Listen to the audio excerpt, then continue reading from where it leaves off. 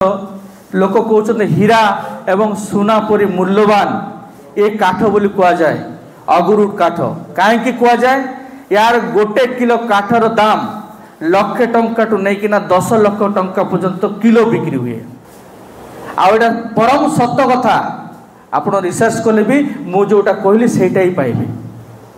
तो आम जीव अगरुड काठ विषय रे अगरुड काठ कौन स्टेप बाय स्टेप जीवा आम यार 3टा स्टेप बहुत बड़ किसी स्टेप नहीं। फास्ट स्टेप जीवा अगरुड कौन आम जानिबा अगरुड हूँ साधारण गोटे गछ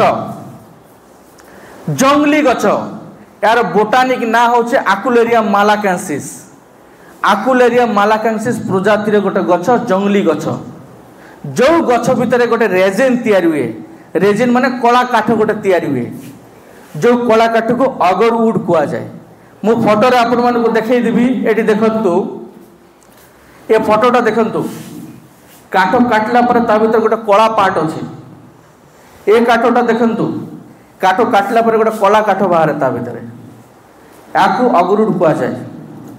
आ ये अगरुडटा यही प्रजातिर गछ आकुलेरिया मालाकांसिस प्रजातिर गछर हुए बुझले अगरुड कौन गोटे सिंपल साधारण गछ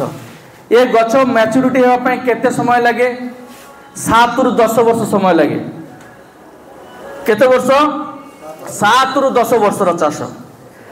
7 रु 10 वर्ष भितर ये रेजिनटा तैयारी हो जाए। यहाँ हूँ अगरुड।